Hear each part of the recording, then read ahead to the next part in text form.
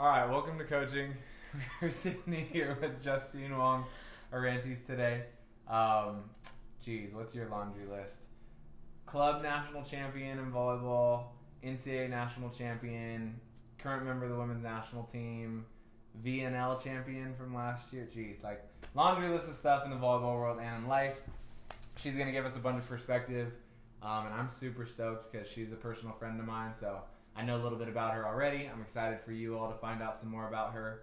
And she's going to tell us some things that she wants you to know about her too. So first question I want to dive into is, why did you start playing sports? Well, both my mom and dad played volleyball, coached volleyball. They ref volleyball. So it was kind of destined for me to play volleyball, or at least attempt to play it. So I think just being in the surrounding of the volleyball gym, It was kind of natural for me to at least try it. And I actually started even bumping a volleyball at Long Beach City with my dad. He was coaching at camp. Okay. Jeez.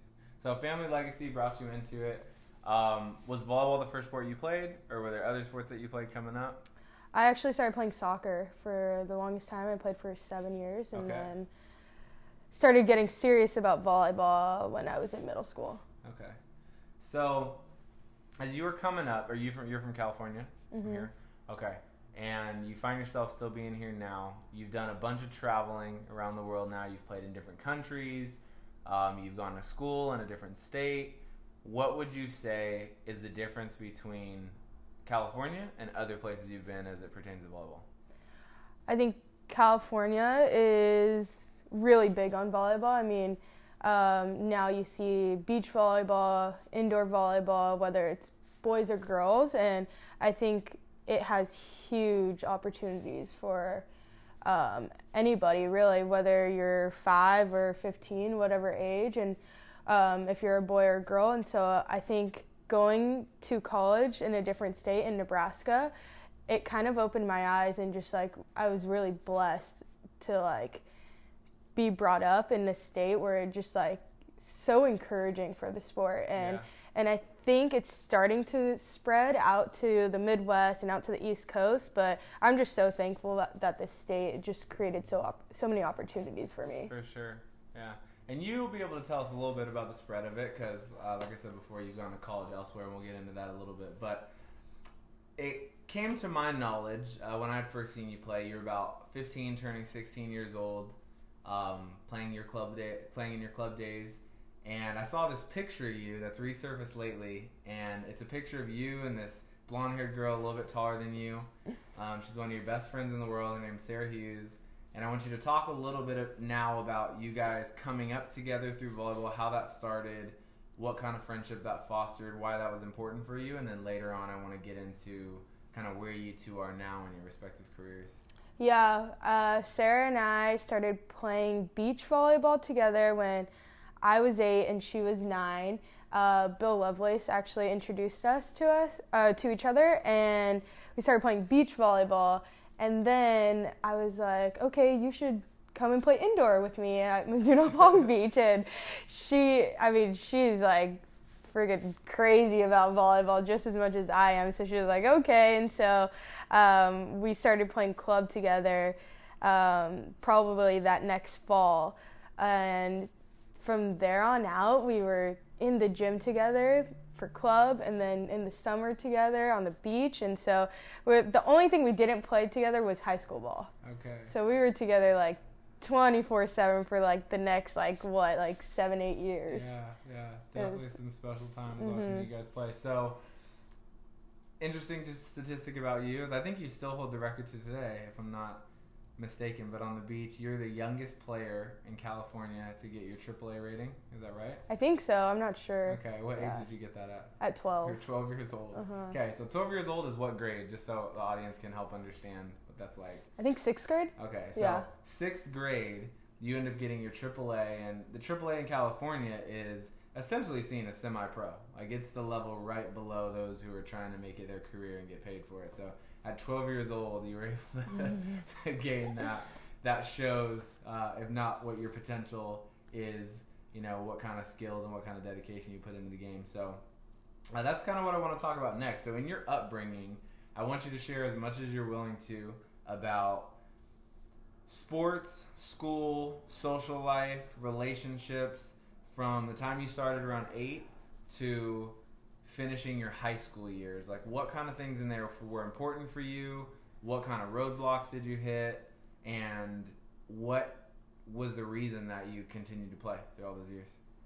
Yeah, I mean, for me, I think it was just the level of support I got from my mom. Like, she is the sole reason why I play volleyball to this day.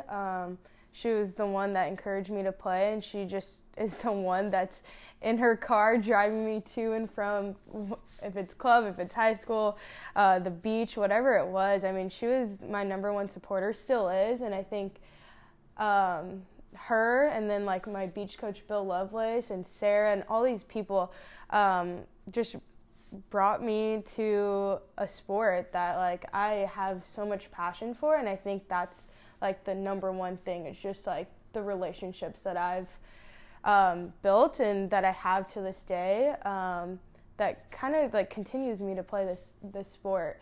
And I mean, of course, along the way there's roadblocks, like you said, and I think the biggest one, I think the most obvious one, is me and my height. How tall are you? 5'6" on a good day. Okay. But I mean, I knew it. Like, my mom's 5'2", my dad's 5'10" maybe. So I knew it. Like, once I started getting into volleyball, that I probably wasn't going to be the tallest, but I had to overcome it in any way that I could. And I think that was just me. I know it's such a cliche, but me like working hard as much as I could. And so I was, whether it was the beach or the hard court, like I was in the gym like every single day, just working my butt off, and a lot of that was with Sarah too, and I think that's why we were so successful over the years, whether it was on the beach or in club. And so yeah, looking back, I have so many great memories with her and so many great success stories. No doubt. So today we're flowing. I don't have any notes, so I'm keeping all this off the top of my head. I got a couple things as you were talking there that are rolling through my head that I want to spit out. I want to figure out first some questions that people who are coming up through the sport or maybe just starting out right now might have, and what your answers to those would be. So if you were advising or mentoring a young lady starting out, whether it's 8 years old, 10 years old, 12, 14, whatever it is, and they have the choice between playing on an elite team without people they know or playing on a less elite team with a group of friends, which way would you advise them? I think if they're wanting to get better and really grow as a person and as a player, I think they would have to go away from their friends and go on a better team. I mean, for me, like, I didn't know everyone when I was growing up. I had to make friends, and now looking back, like, I can still call some of those people my friends, and that's just like this, any sport, you know, like, you're not going to know everyone. So I think that's important to really like get outside of your comfort zone and really grow as a person and just get to know people. And I think that makes it even more special, is like you get to know them and you grow together and you bond together, and then maybe like win a title or something like that. But I think if they're wanting to get better, they need to be at a higher level and just get as much reps as they can. No doubt. So another question would be, if you were advising a young lady and they asked you, should I just commit all my time to playing this one sport and try to be as good as I can, or should I try to play as many sports as I can, or all the sports that I still enjoy? Which way would you advise them? I mean, that's tough for me just because I kind of went the route where I focused solely on volleyball, at least when I was at an old enough age to know that and to know what I wanted. Yeah. But I think if they're young still, like 10, 12, like I encourage them to play as many sports as they can, and if they find one sport that they're just really passionate about, then I think that should tell them something, that okay, maybe it's time to like commit to that one sport and just go for it. Right. That's good stuff. So moving it forward, you end up going to LaSalle High School. You guys do some pretty good damage over there because you end up playing a couple years with some good players. But an interesting fact about Justine that some of you who follow her now may not know is she hasn't always been a libero. So in volleyball, libero is a position, usually one of the smaller players on the court, but somebody who doesn't have to play front row. But for most of your career, you weren't a libero, right? You spent time doing some setting and even a little bit of hitting at points in your career. So I want you to talk to us a little bit about those high school and club years of you setting, knowing you were an undersized setter, like you talked about. And Justine ended up winning 16s, 16 Open, number one team in the country in club. Her and Sara Hughes along with each other. And Justine played all the way around, front row, back row, everything. Rarely came off the court, if at all. So talk to us about what that was like, or what kind of roadblocks you hit specifically during those 4 years being an undersized setter, and maybe if you have some advice to being able to overcome the height thing. Yeah, I played all the way around, ran a 5'1" for high school and club, and it wasn't easy. What I tried to do was do some jump training classes just to get my vertical up, but that's not gonna do much sometimes. So I had a great coach for a club, JP Calderon. So he was smart, and sometimes you just gotta play a defense behind a short setter and just really strategize in that way. But I just had really great teammates that helped me and kind of played defense around me and just made the team better just because they knew that we kind of had a disadvantage with me setting. But I guess just putting volleyball aside, it's just a mindset.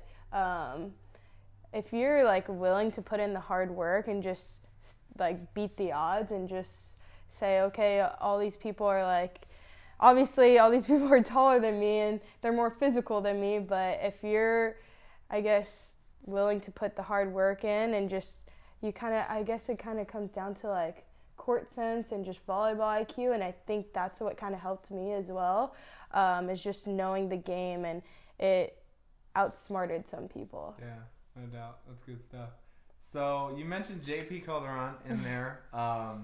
He's a guy who was influential to me when I first moved to California, because when I first moved here, I was in my beginning years of college, and it was actually around that time you were in your 15th year going into your 16th year, and that was the year that I think JP picked up your team, and he was a guy who usually took a team and then carried them all the way through high school, and that was the first time that I had seen that done because I was just getting into volleyball. So it actually ended up being a thing that I started doing in my own coaching practice, taking teams when they were 8th grade or 9th grade and carrying them through graduation. So JP was kind of the catalyst to that. I want you to share with your audience a little bit about JP, his style, transparently kind of a reputation he may have, and why that may have been hard, why that made you successful.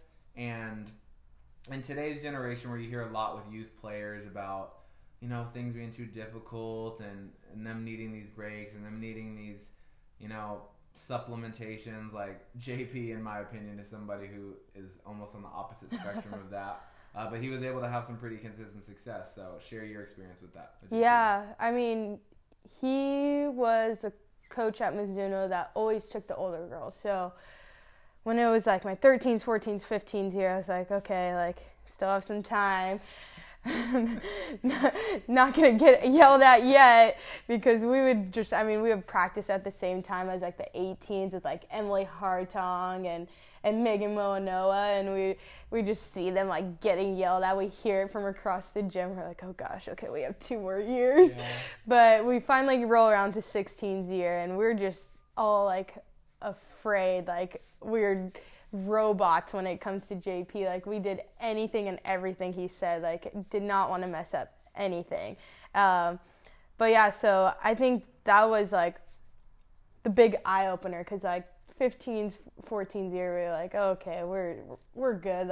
We don't need to be told anything. We know all our stuff. And right. Then 16s, yeah, he really just rude awakening for us, and it just whipped us into shape. And we learned so much more, and I think we became like closer as a team just because we were struggling through like so many things, like whether it was like conditioning or just new things that we learned on the volleyball court. And so he actually like shaped me into who I am today as a volleyball player, and I actually like am super grateful for him, and he got me to Nebraska, so I learned a lot from him, and just his coaching philosophies. Okay. Yeah, JP's a special guy. So if you don't know JP Calderon, he appeared on Survivor. Do you remember what year that was? I have no clue. Yeah, but darn good volleyball coach. He's a good friend. Still looks out for all those girls and all the people in his lives. But keeping it on you, moving forward, you mentioned Nebraska. So how did the whole Nebraska thing come together? So making this transition from setting you win the title at 16, you're setting at Loso High School, you're a pretty well-known recruit as a setter. How did that transition happen from you playing as a 5-1 setter in high school and club to you ending up at one of the top universities in the country for volleyball as a libero, changing positions? Yeah, it's actually a really funny story. My 17th year of club at Nationals, I have no idea what came over JP's head, but he told me we just weren't passing the ball, and so he told me, okay, I'm going to make the switch the next match, you're playing libero. And my jaw dropped because I had never played libero in my life. And I actually didn't have my jersey, like my other jersey, so had to borrow it from like the 14s team or something. Got that, and I played libero the next match, and just so happened, I mean, there's a ton of college coaches just roaming the courts, and my team was pretty good, so Nebraska, I guess, was like just strolling across the courts and saw me play, and talked to me like after the Nationals, and I was a junior at that time, so he was allowed to talk to me and was interested, expressed interest and wanted to schedule a visit like that fall for my senior year. So took an official visit, got on campus, and it was just super weird because it was just that feeling where you just know that you're at home, and the facilities like blew me away, the support system, and we were actually just moving into what's now called the Devaney Center, and that's like 8,000 seating volleyball venue, like #1 selling streak for Nebraska, and so it was pretty awesome just to take a visit, and then like maybe a week later I committed. Wow. Yeah. That's a pretty special story. So what that talks to me about is always being ready, right, when you're on the court, because you could have taken a different mindset easily, right? Like, oh, you're going to play libero. I've never done this before. Woe is me. This is going to be difficult. But because you went into it with the optimistic mentality, you end up having a college coach who's going to end up being your college coach for 4 years walk by, and that ends up being your meal ticket right there in a what do you call a volleyball game? 2 sets to 25 maybe, like in 50 points. Like that makes the difference in the next 4 years of your life. So always being prepared, always being ready. And from my experience with you, that's something you've always shown, which is why your volleyball career didn't end there. So you have this fairy tale story. You figure out your school. You commit to Nebraska. You go to Nebraska. What was it like for you leaving home? Because you lived in California forever. Beaches, sunny all year, toes in the sand. What's that change like? Yeah. It didn't hit me until, October, November, when it actually became winter time, and there was an actual winter for me to be in, because, I mean, in California, there's no winter here. Right. So, snow started coming down from the sky, and I'm just like, what is this? And it's 30 degrees out, and that's when I was like, okay, I kind of miss home. But it was awesome because, like, we actually had come in that class with 8 freshmen, and so I lived with 3 other teammates, and being there with them in the dorm kind of made things a little bit more homier, and just everyone's away from home, so we all kind of embraced it, and kind of, I mean, everyone's away from home, away from their family, and so we kind of made each other family, and so I think that's what kind of brought me out of the homesick feeling and just really embracing my teammates. Sure, sweet. So you end up there, and that was the first or second year that Nebraska had beach volleyball? The second year. That was the second year Nebraska had beach volleyball. So that was a nice little addition for you, I'm sure. Like, you were thinking everything was going to go indoor for you. You spent some time on the sand. You even got to play against Sara that year, didn't you? Yeah. You guys ended up meeting that year, and then you go into Nebraska. You're still managing, from what you've told me in the past, these changes from setter to libero, and now you're playing on a pretty big stage. I mean, Nebraska has the number 1 or number 2 attendance every year in women's volleyball, and you're having to go do this at the collegiate level, where at the club level, there's good players, but usually I'm sure you're at the top of the food chain athletically, volleyball savvy-wise. When you go to the college game, everybody's savvy. Everybody was the best player on their club team. Everybody's good. So what kind of things did you do to separate yourself, to give yourself the opportunity to play sooner and start sooner? Yeah, that was probably the real, like, feeling of, like, wow, I am switching positions. Because in club, like you said, it was, I mean, they're good players, but I felt like I could still get away with the position change. But then once I got to college, I was like, okay, now I have to really embrace the libero position and just give it my all and kind of go for it. So, I guess I would just say that I went in, got extra reps, and really embraced it. And, sorry. No worries, you made it happen. So, you end up making all this happen in college, and you end up winning the national championship with the team in 2015 that season. So what kind of ride was that for you? It was crazy because that year the Final Four was actually in Omaha, Nebraska. So we were like, since January when we found out, the year before, in 2015, even before the season had started, we were like, okay, that's our end goal. We want to get to Omaha, which was 45 minutes away from Lincoln. So, we had made shirts, like we had a motto, and we were like, we are getting to Omaha. And so once we actually got there, it was crazy. Like, the moment we stepped in the arena, it was just a sea of red, like crazy. Like, I probably hands down, like, the number 1, like, greatest moment of my volleyball career, just winning in Omaha. Yeah. Wow. Oh man, that gives me the chills hearing about that.